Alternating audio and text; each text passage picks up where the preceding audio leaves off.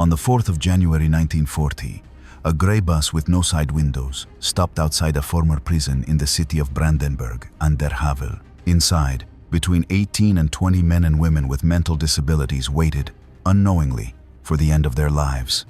They had been removed from their institutions that same morning, with the promise that they were being transferred to another care facility. No one had explained anything more, because there was nothing else to explain that would not have been a lie. Inside the building, in what had once been a prison wing, the chemist Albert Widman, head of the chemistry and biology section of the Reich Criminal Police Technical Institute, was finishing his inspection of the connections on a pipe running around the base of a room barely 3 meters wide and 5 meters long. The chamber, newly lined with white tiles, had benches fixed to the walls and a row of false shower heads bolted to the ceiling. Outside, 2 steel cylinders filled with pure carbon monoxide stood connected to the pipe by a reinforced hose. Beside Widman, watching through a small rectangular peephole set into the armored door, stood Victor Brack, head of Section 2 in the Führer's Chancellery, and Christian Wirth, a police officer from Stuttgart who, in the months that followed, would become a central figure in the extermination program in Poland. Behind them, standing slightly apart, were Philipp Bohler and Dr. Karl Brandt, the 2 men whom Hitler had personally entrusted with directing the euthanasia program. They were waiting for the result of a test they had spent months preparing on paper, and that was now, for the first time, about to be carried out on human bodies. Also present were 2 officials who had arrived directly from Berlin to verify the result with their own eyes. Herbert Linden, responsible for psychiatric institutions within the Reich Ministry of the Interior, and Leonardo Conti, head of the health department in the same ministry. Their presence was not ceremonial. Both represented the civilian administration that, in the months ahead, would be expected to lend medical legitimacy to a program that technically violated the German criminal code then in force, which still punished premeditated murder with death even within the machinery of the Nazi state itself. They needed to see with their own eyes that the method worked before signing any document endorsing it. The group remained silent as the last patients entered the room. No one present spoke more than necessary. The building, originally constructed as part of the Prussian prison system, retained the damp, cold characteristic of a stone structure without central heating, and that cold seeped beneath the coats of the officers waiting beside the peephole, entirely indifferent to the temperature of the chamber they were about to seal. The patients were led inside by attendants dressed in white. They were told to undress for a routine medical examination. A doctor gave their records a superficial review, marked a cross on a file, and instructed them to enter the adjoining room. The armored door closed with a metallic snap. Widman turned the valve. Carbon monoxide, colorless and odorless, began filling the chamber from below, displacing the breathable air without anyone inside, being able to detect it by smell or sight. According to Widman's later testimony before a court, within a minute bodies were already collapsing onto the benches. There were no screams, no struggle against the door, none of the kind of scene the planners had feared and that this test had been designed precisely to prevent. 5 minutes later, the gas was shut off and a ventilation system cleared the air from the chamber. A group of SS men assigned specifically to this task entered with stretchers designed to slide directly into a crematory furnace so that the men carrying them would not have to touch the bodies with their hands. Satisfied, Brack addressed those present in a few brief words. He insisted that this procedure must always remain under the exclusive responsibility of physicians, repeating a phrase that had already begun circulating in the program's internal documents. Syringes were a matter for doctors. Within the bureaucratic system that had produced it, that formula transformed murder into a clinical act and the murderers into medical personnel carrying out a procedure. The chamber's construction details, described years later by Widman himself before a court, revealed the degree of planning that had preceded the test. The room measured barely 3 meters wide, 5 meters long, and 3 meters high. A 1-inch water pipe ran along the wall, about 10 centimeters above the floor, perforated with small holes through which the carbon monoxide escaped directly at the ankle level of anyone standing inside. The gas cylinders remained outside the chamber, already connected to the pipe before the first patient crossed the threshold, so that the act of opening the valve required no one to make visual contact with the victims at the final moment. The construction work had been carried out by the SS main construction office in Berlin, the same department that in the following years would design similar facilities at the other 5 centers of the program, and later advise on the first fixed gas chamber projects in Polish territory. Nothing that happened that morning was improvised. Every element, from the height of the holes in the pipe to the position of the peephole in the door, had been calculated so that the process would function without human intervention once the valve was opened. What had just taken place in that tiled room in Brandenburg was not an isolated episode of administrative cruelty. It was the technical solution to a problem the Nazi leadership had been trying to solve for months without finding a method that combined speed, secrecy, and the psychological distance required to prevent those who pulled the trigger, or in this case turned the valve, from collapsing under the weight of what they were doing with their own hands. The origin of that problem went back to the previous summer, and in reality even further. Since the beginning of 1939, a body known as the Reich Committee for the Scientific Registration of Serious Hereditary and Congenital Illnesses had been coordinating the deaths, through drug overdoses and controlled starvation, of newborns and young children with severe deformities in a limited number of specialized pediatric wards across Germany. Smaller in scale and restricted to a specific age group, that program functioned as an administrative laboratory. It was there that medical questionnaires, remote evaluation panels, and the euphemistic language, later inherited by the adult program, were first tested. In August 1939, weeks before German troops crossed the Polish border, Hitler authorized the expansion of that mechanism toward a far broader target. Adults confined in psychiatric institutions throughout the Reich, classified in the regime's internal jargon as lives unworthy of life. The scale of the new objective, moving from a few hundred child cases to tens of thousands of adult patients distributed across hundreds of institutions, demanded a method of killing entirely different from an individual syringe administered in a pediatric ward. The formal order, drafted in October 1939 but backdated to September 1 so that it coincided with the official beginning of the war, authorized Bühler and Brandt to expand the authority of selected physicians to grant what the document called a merciful death to patients considered incurable. The date was not a minor administrative detail. Linking the program to the outbreak of war allowed its architects to present it, in response to any future objection, as an exceptional measure for exceptional times, even though in practice it had already been taking shape for months in the offices of the Chancellery. With that authorization in hand, Bühler placed Brack in charge of the operation. Brack organized a discreet office at number 4 Tiergartenstraße in Berlin. From that postal address came the name by which the program would become known in the years that followed, Action T4. The villa housing the office had no barbed wire or visible security.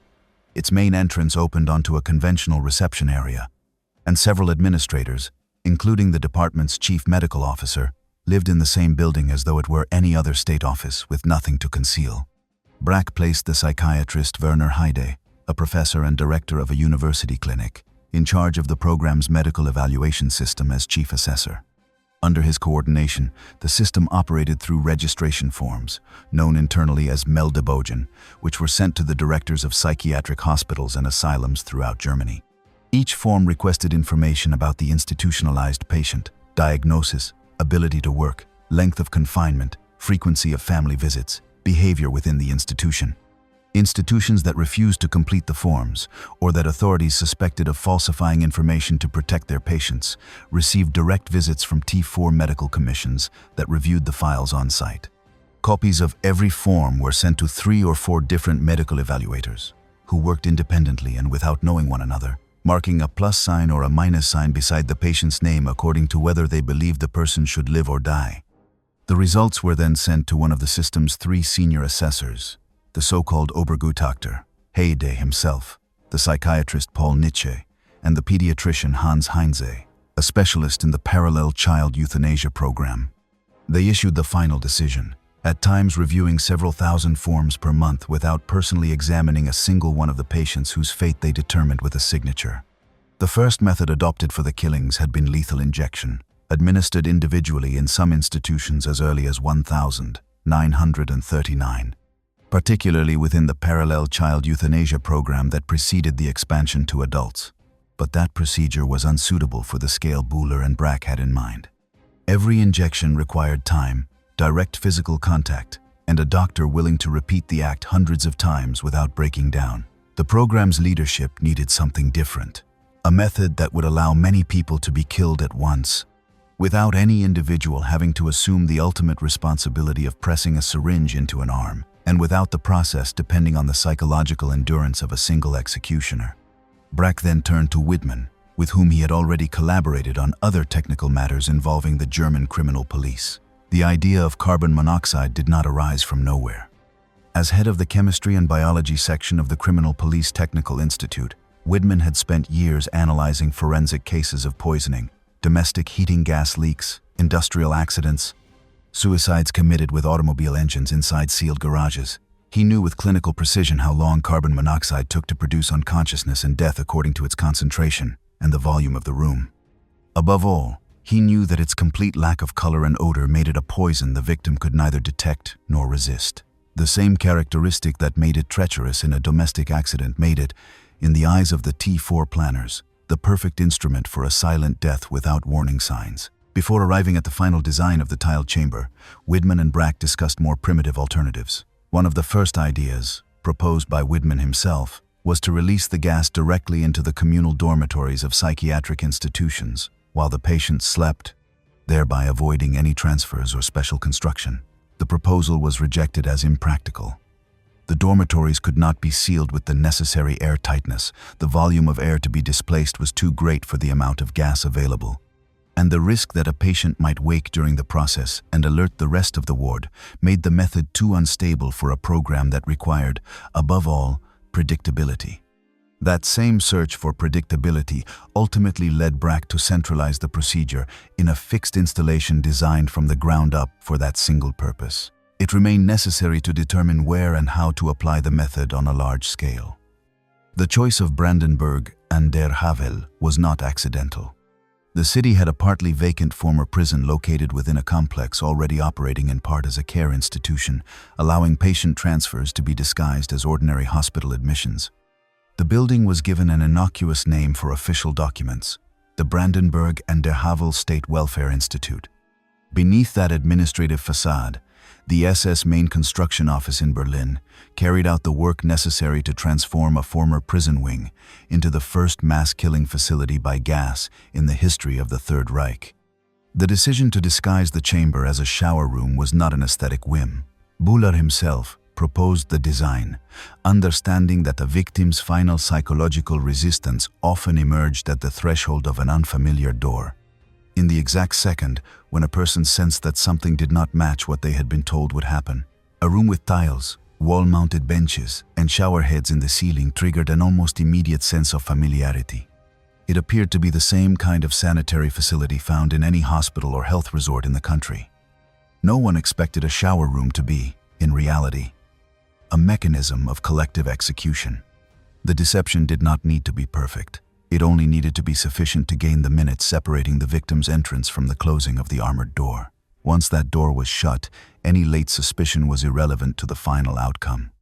The door itself, modeled on those used in air raid shelters, with reinforced hinges and an airtight locking mechanism that prevented any attempt to force it from within, was the only element of the design that made no effort to appear harmless.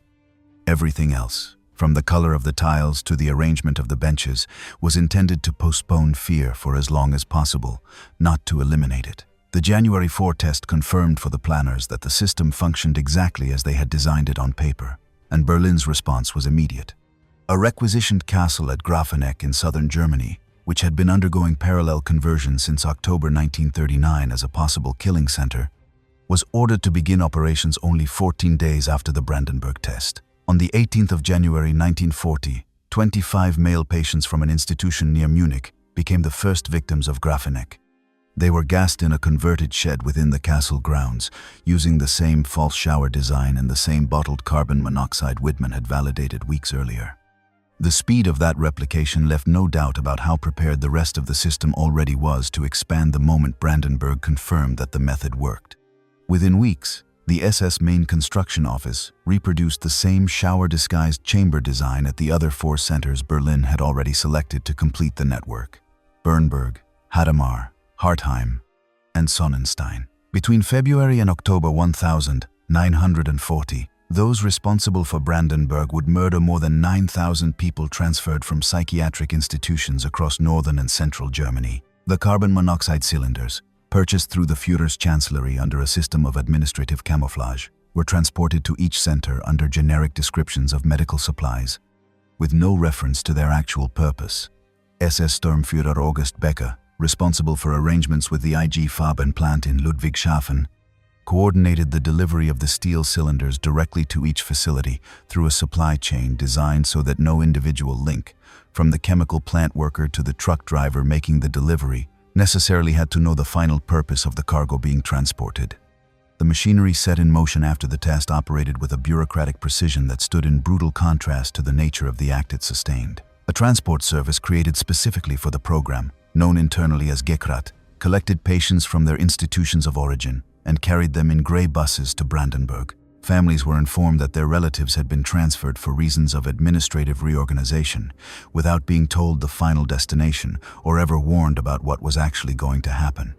The Gekrat buses, painted grey and fitted with side windows covered by curtains or sealed entirely, followed fixed routes between psychiatric institutions before reaching Brandenburg, collecting at each stop a group of patients selected weeks earlier by the evaluators in Berlin.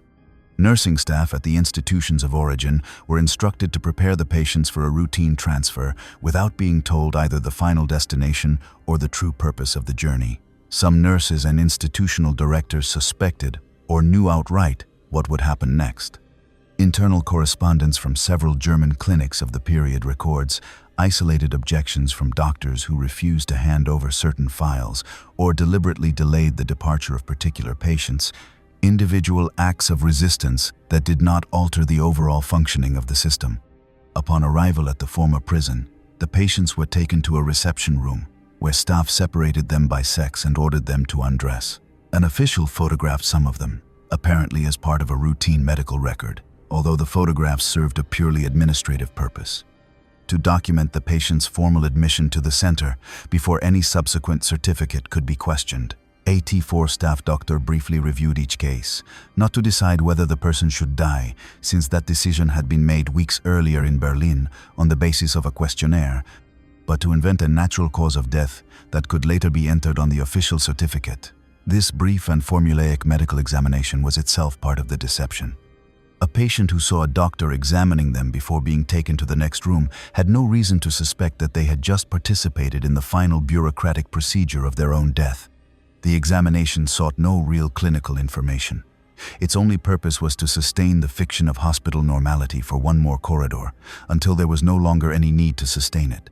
Pneumonia, heart failure, complications arising from the underlying illness, any diagnosis would do, provided it appeared plausible to a civil registrar who would never see the body. From that room, the patients were led directly into the tiled chamber.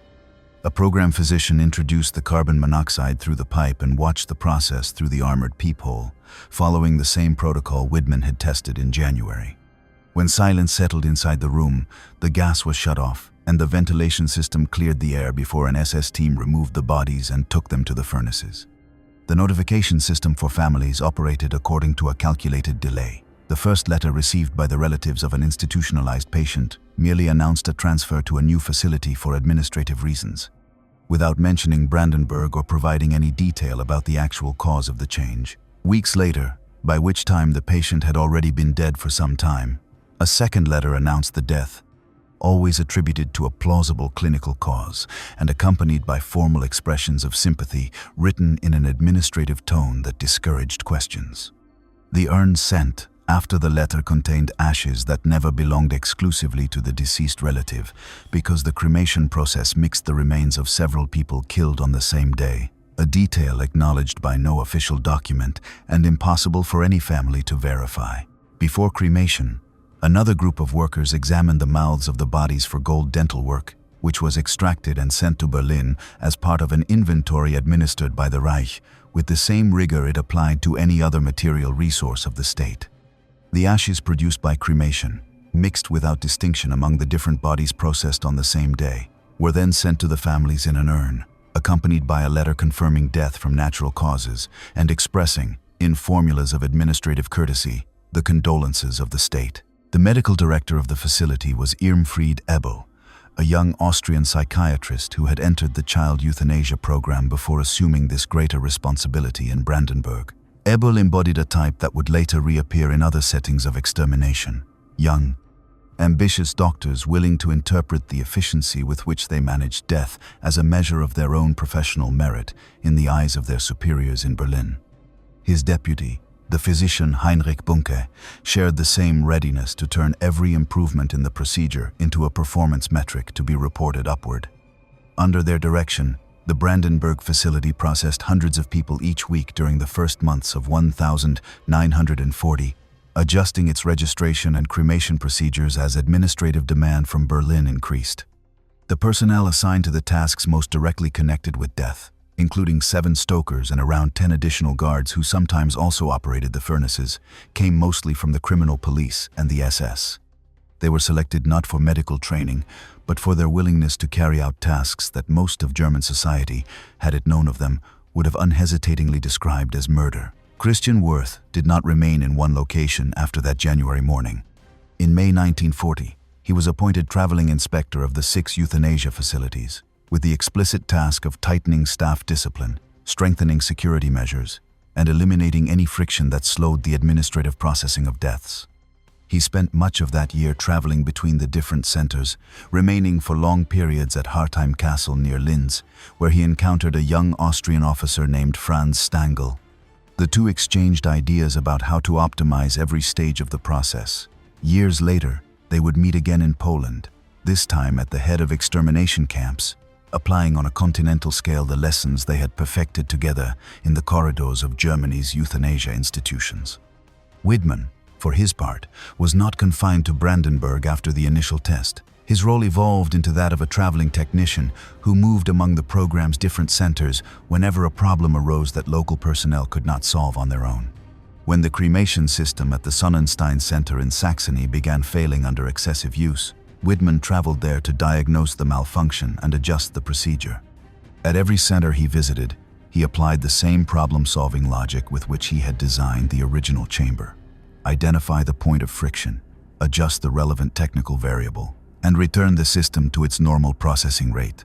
The local civil registry office, responsible for issuing death certificates containing the causes invented by the program's physicians, operated as another component of the same machinery. No registrar ever visited the facility or independently verified the cause listed. Their function was limited to transcribing onto official paper whatever the T4 doctors submitted, granting each fabricated death the same legal validity as any natural death occurring in an ordinary hospital. That intersection between administrative language and physical reality was, at its core, the true engine of the entire operation. A certificate stating pneumonia did not describe pneumonia. It described a tiled chamber, a valve turned by a chemist, and a body later carried to a furnace on a stretcher designed to minimize human contact at every stage of the process. Medical vocabulary did not conceal the crime from those who committed it. They knew perfectly well what was taking place behind every closed door. It concealed the crime from the rest of German society, which for months could continue believing, with the help of stamped paper and an official signature, that their relatives had died from natural causes in an ordinary care institution.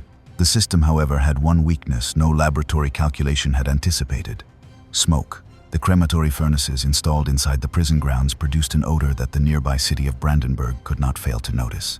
Residents began seeing columns of smoke with a regularity inconsistent with any conventional hospital activity, accompanied by a persistent, sickly sweet stench that seeped among the houses near the prison and was unmistakable even to those who preferred not to ask where it came from.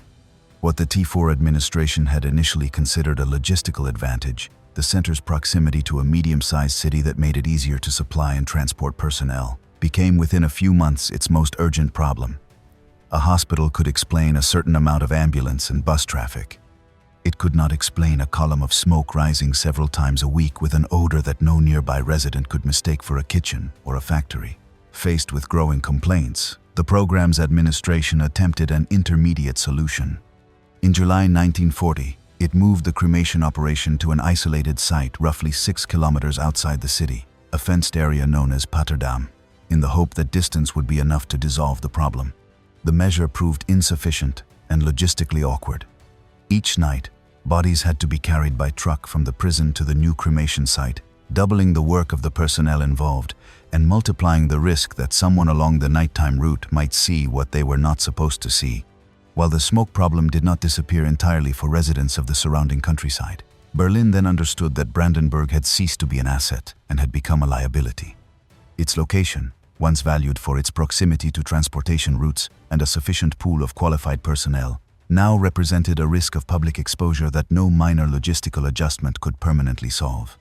The only real solution was to move the entire operation to a place where the same procedure could be repeated without the constant threat of an entire city breathing the result of the crimes committed nearby.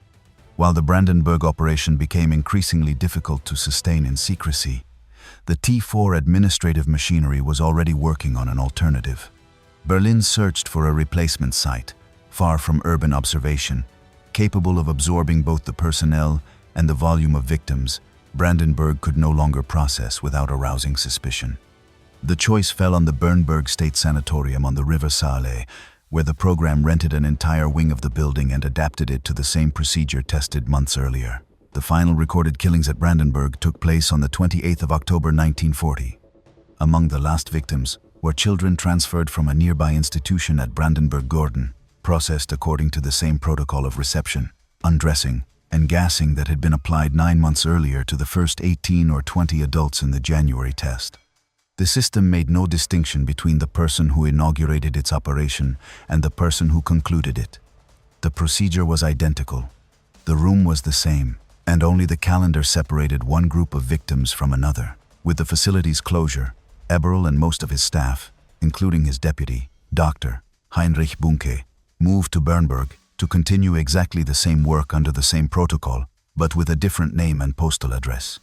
Unlike Brandenburg, the Bernburg facility kept in the same building the sanatorium's original patients who had not been selected to die, so that program personnel moved every day through the same corridors among those whose names did not yet appear on any elimination list, and those already condemned by a committee of doctors who had never seen them in person.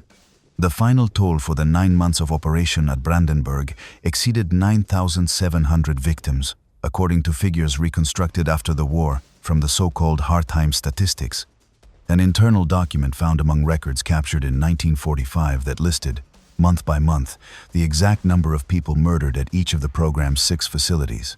The very existence of that document revealed something essential about the administrative mentality sustaining the system. Someone in an office in Berlin considered it necessary to keep precise accounts of human lives eliminated, broken down by month and facility, in the same tabular format any other state department would have used to record industrial production or inventory movement. The victims also included several hundred people of Jewish origin who had been confined in German psychiatric institutions and placed on the elimination lists without their religion altering the procedure applied to them in any way.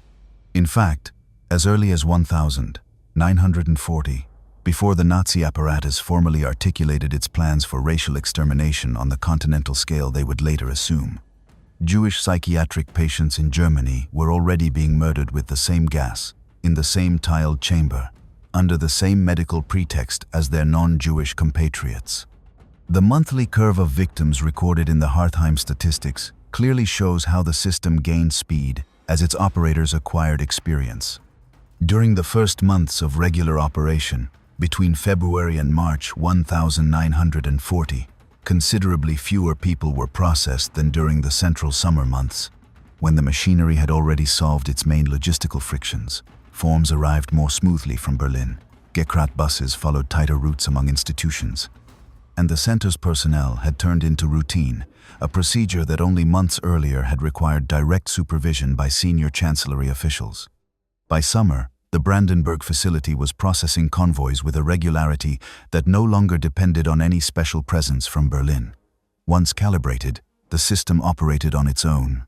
What had begun as a technical experiment in a room measuring 3 meters by 5 had become, in less than a year, a system replicated in 6 different facilities across the territory of the Reich: Brandenburg, Bernburg, Grafeneck, Hadamar, Hartheim, and Sonnenstein.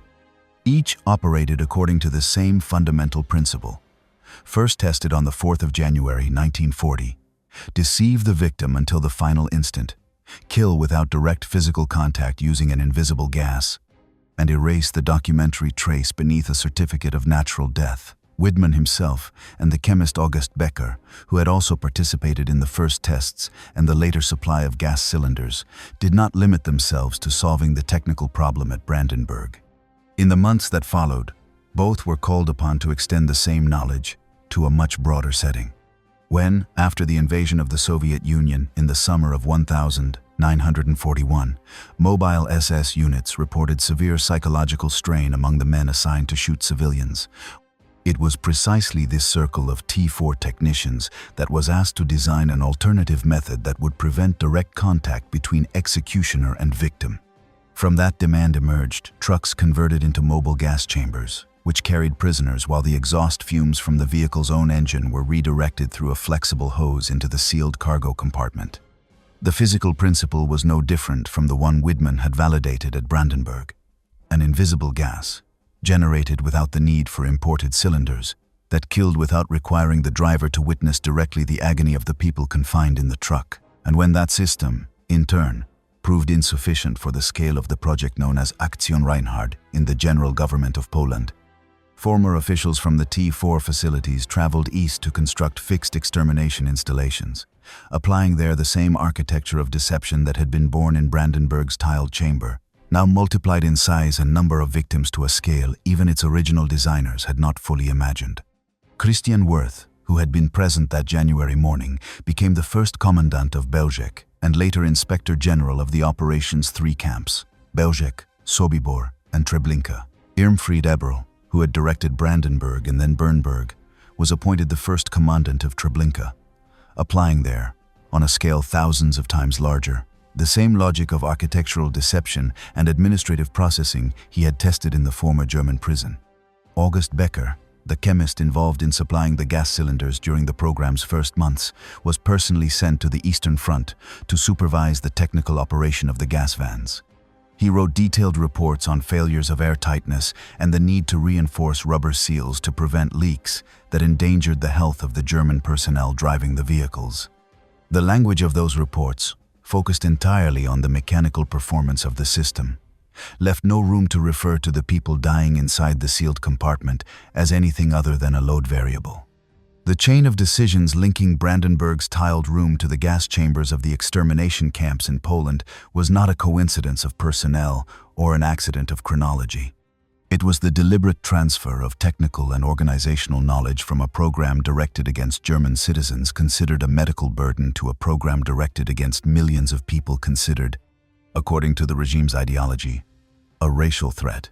The scale and target changed, but the procedural manual, first tested in front of the peephole of an armored door, remained essentially the same. Inside Germany, however, the centralized euthanasia program could not continue indefinitely in the same form that had originated in Brandenburg. The secrecy its architects had sought from the beginning eroded as victims' families began comparing death certificates with transfer dates that did not match.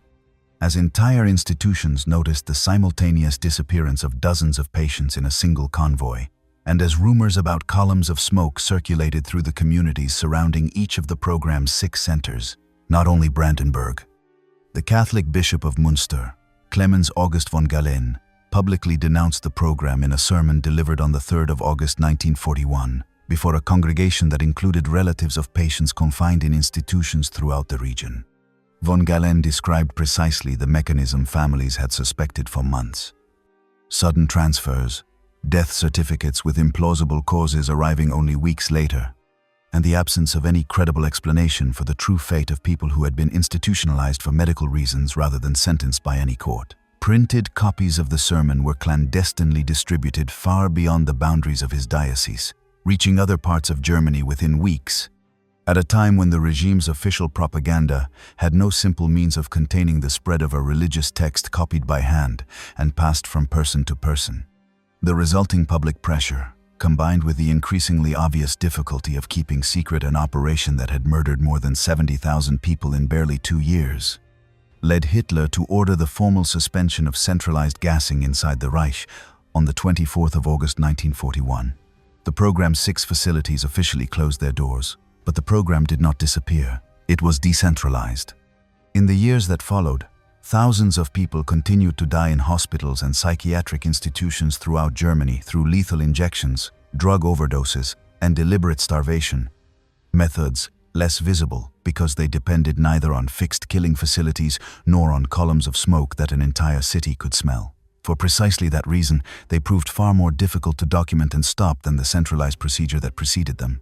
After the war, the remains of the former Brandenburg prison served first as a prison for forced laborers and later as a police barracks, while much of the original complex was demolished or destroyed in the fighting.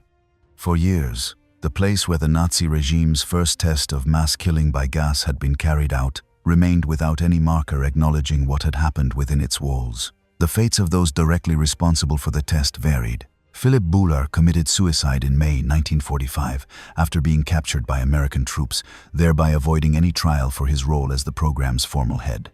Karl Brandt, by contrast, was tried before an American military court in the so-called Doctor's Trial, held in Nuremberg between 1946 and 1947. He was sentenced to death and executed in June 1948 for his responsibility in the euthanasia program and in medical experiments conducted on concentration camp prisoners. Werner Heide, the psychiatrist who had coordinated T4's system of medical evaluators for years, lived for nearly 15 years under a false identity, openly working as a psychiatric expert in the courts of Schleswig-Holstein under the name Fritz Sawade, protected by former colleagues who knew his true identity and remained silent. His cover collapsed in 1959 as the result of a personal dispute unrelated to the case, and he surrendered to the Frankfurt police. 5 days before his trial was finally scheduled to begin, in February 1964, he took his own life in his cell. Post-war judicial investigations were slow to advance. The code names used by T4 personnel in correspondence with victims' families complicated the identification of those responsible for years. The existence of 4 occupation zones with different political approaches, together with limited public interest in victims who had been people with disabilities rather than combatants or prisoners of war, delayed many proceedings until well into the 1960s. Albert Widman, the chemist who had turned the valve that January morning, managed to avoid any legal proceedings for nearly 15 years after the war, working first anonymously and later becoming chief chemist at a paint factory in Stuttgart. He was not arrested until January 1959. In the years that followed, he was convicted in 2 separate trials before courts in Stuttgart, one for complicity in the murder of several thousand Soviet psychiatric patients in the Minsk region during the German occupation of Belarus, and another for his participation in medical experiments conducted on prisoners at the Sachsenhausen concentration camp. Taken together, Widman served only slightly more than 6 years in prison, a minimal fraction in relation to the number of deaths his technical knowledge had made possible. He died in Stuttgart in December 1986, more than 45 years after the test he had personally directed in Brandenburg. It was precisely during these judicial proceedings of the 1960s that Widman gave detailed statements about the test carried out on that January morning in 1940, describing to the judges, with the same technical precision he had applied to its design, every element of the chamber he himself had put into operation. In those statements, given decades after the events before German courts, Widman described every detail of the installation with technical exactness: the precise dimensions of the room, the diameter of the pipe, the arrangement of the benches, the time that passed between opening the valve and the final silence inside the chamber. The same precision he had once applied to designing an efficient killing system, he later applied to describing it before a judge, as though technical language could continue to separate the witness from the act he was recounting. On the 27th of April 1997, more than half a century after the test in that tiled chamber, a memorial dedicated to the victims of the Brandenburg Euthanasia Center was inaugurated on the site of the former prison. The materials displayed there today include photographs and documents donated by relatives of some of the more than 9,000 people murdered at the site, reconstructing through photographs, letters, and hospital records the biographies of around 30 identified victims, a belated attempt to restore names and faces to people whom the system had once reduced to a figure in a statistical table filed under the name of another city. Visitors to the site today walk through corridors that preserve much of the building's original structure, including sections of wall that formed part of the former Prussian prison, on which the Nazi regime's first mass-killing installation by gas was constructed in 1940. The original building materials, The same stones that for months absorbed the smoke from the furnaces and witnessed the passage of thousands of people who never again walked out through the main entrance, remain standing, now transformed into the physical support for a history that for decades had no public marker. The room where Albert Widman turned the valve on the 4th of January 1940 no longer physically exists. The white tiles, the false shower heads bolted to the ceiling, the bench where patients sat waiting for a medical examination that would never take place, disappeared in the demolitions and fighting that followed the closure of the facility. What remained, and what still stands today on that same ground in Brandenburg and Der Havel, are fragments of wall, a memorial inaugurated half a century too late, and a judicial file in which a 70-year-old man described to a judge, with the precision of a technical manual, how he had designed the deaths of other human beings. But the procedure validated that morning, the exact combination of architectural deception, invisible gas, and medical bureaucracy that transformed murder into an administrative process signed by doctors and recorded by civilian officials, survived far beyond the walls in which it had been born. It was first replicated in 5 more facilities within the Reich itself, then in converted trucks traveling along rural roads on the Eastern Front, and finally, in reinforced concrete chambers with the capacity to hold thousands of bodies, constructed by men who had learned their trade in the tiled room of a former German prison. The final number of deaths produced by that technical education multiplied several thousand times beyond the 18 or 20 bodies of the first test, still defines the most extreme point, the combination of engineering, medicine, and bureaucratic obedience can reach when placed exclusively in the service of death. Every convoy that later arrived at Belzec, Sobibor, or Treblinka carried with it, without its victims being able to know, the exact echo of a January morning in Brandenburg, the same promise of a shower, the same door closing with a metallic snap, the same silence settling minutes later on the other side of an armored peephole. Christian Wirth, the man who had watched that first test through the peephole and would later perfect the method into the machinery of Belzec, Sobibor, and Treblinka, did not survive to answer for it before any court. Transferred to Trieste in 1943 to command a unit tasked with pursuing partisans and Jews in northern Italy, he died on the 26th of May, 1944, in an ambush by Yugoslav partisans near the town of Hrpelje Kozina, while traveling in an open car along a mountain road. His own men buried him with military honors, and he never spoke a single word before a judge about the tiled chamber where, 4 years earlier, he had witnessed the birth of the method that would define the rest of his career. Of the men who stood beside the peephole that morning, none died by his own hand in the place where he had killed. Buller took his life far from Brandenburg. Brandt was hanged in a prison under American custody. Wirth fell under partisan fire on a mountain road thousands of kilometers away. Widman, the only one who lived long enough to sit before a German judge, described the chamber in the same technical, dispassionate voice with which he had built it, as though no moral distance separated the engineer who designed death from the old man explaining it before a court. Only time.